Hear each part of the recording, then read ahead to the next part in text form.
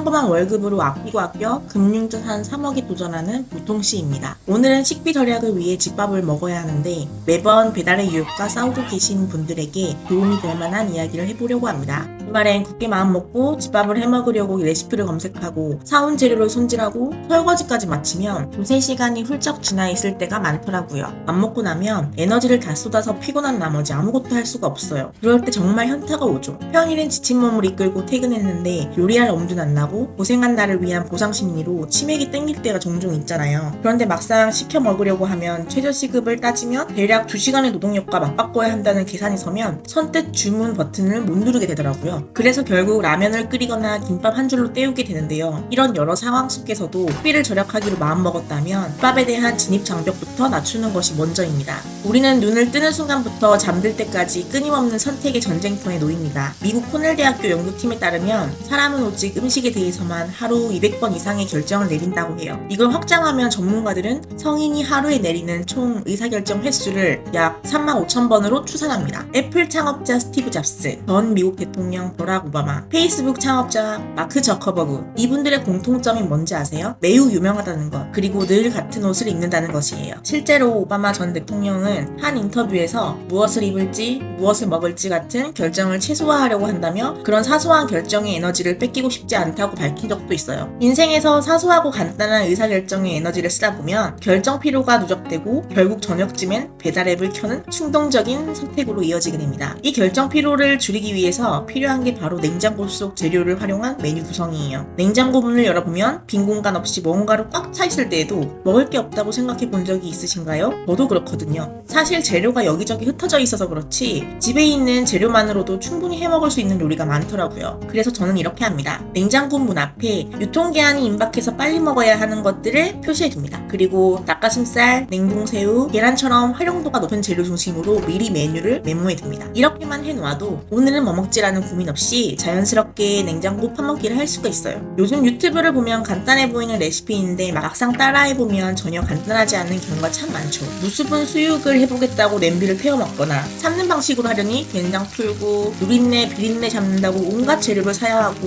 그 재료들을 언제 다 사서 언제 또 해먹나 싶어요. 6만 조회수가 나온 고기남자님 조리 방법을 따라 겉바속촉 냄비 삼겹살로 간단히 해결합니다. 기름두름 냄비에 수육용 홍삼겹의 내면을 고루 구워줍니다. 마지막 단계에서 통마늘을 넣어 마무리합니다. 냄비 뚜껑을 닫아 익히면 기름팀도 적고 열이 고루 전달돼서 고기 익힘이 좋습니다. 얼마 전 나 혼자 산다에서 김신영님의 멸쫄랭 레시피가 공개돼 화제가 됐었죠. 냉면 육수에 쫄면을 넣고 열무김치와 참기름, 매실청, 김가루를 넣어 먹으면 완전 여름 별미예요. 쫄면을 삶는 3분과 면 헹구는 시간 합쳐도 10분 컷으로 완성되니 라면보다 훨씬 낫죠. 가끔은 특별한 재료는 없지만 특별한 메뉴가 먹고 싶을 때는 저는 솥밥을 추천해요. 미리 불려놓은 쌀과 물의 비율을 1:1로 맞추고 바글바글 끓이다가 저었을 때 냄비에 길이 생기면 약불로 줄이고 10분을 더 끓입니다. 솥밥 재료를 넣고 15분 뜸을 들이면 완성입니다. 그렇다고 굳이 무쇠솥을 할 필요는 없어요. 예쁘긴 한데 무거워서 손목 나가고요. 녹슬지 않게 관리도 해줘야 되고 주기적으로 얇게 오일을 바르고 약불에 코팅까지 해줘야 돼서 오히려 손이 잘 안 가더라고요. 그럴 땐 냄비 하나면 충분합니다. 여기서 주의할 점은 하나, 얇은 냄비는 쉽게 눌러붙어요. 그래서 저는 통오죽 냄비를 쓰고 있는데 열이 골고루 전달돼서 중불로도 빠르게 조리가 되더라고요. 이게 이유식 냄비로도 유명할 만큼 깐깐한 애기 엄마들이 많이 찾는 제품인데 냄비, 제반, 찜기가 포함된 구성이고 뚜껑을 앞접시 대용으로도 쓸 수 있어서 설거지 양도 줄고 싱크대 자리도 많이 차지 안 해서 꽤 만족하면서 쓰고 있어요. 요리가 쉬워지는 레시피와 냄비 정보는 고정 댓글을 확인해주세요. 냉장고를 정리하다 보면 유통기한 제한 제품, 상해버린 채소, 화석이 되어버린 냉동식품 다들 한 번쯤 마주친 적 있을 거예요. 먹을 수 있는 양보다 냉장고에 많이 들여오게 되면 결국 버리게 되는데 1+1이나 할인 행사를 보면 소비 심리가 작돼서 사려는 마음이 없다가도 카트에 담게 되더라고요. 결국 욕심으로 산 그릭 요거트는 할인받아 이득을 본 게 아니라 유통기한이 지나 돈을 하수구에 버린 꼴이 되었어요. 1+1으로 샀던 순두부 양념장도 마찬가지로 유통기한이 지나버렸고요. 지난달에는 대용량으로 사놓은 콜리플라워도 다 먹지 못하고 결국 음식물 쓰레기통으로 향했습니다. 저에게 필요한 건 딱 하나였는데 할인이라는 명목 아래 필요한 양 이상을 채우게 되니 결국 버린 돈이 되어버리는 거죠. 할인 상품을 볼 때는 이게 정말 내가 다 먹을 수 있는 양인가를 한번 더 빠져보는 습관, 이것만으로도 새는 돈을 꽤 많이 막을 수 있습니다. 앞으로도 생활비 절약을 위한 고군분투는 계속됩니다. 영상이 도움이 되셨다면 좋아요와 구독 부탁드릴게요. 감사합니다.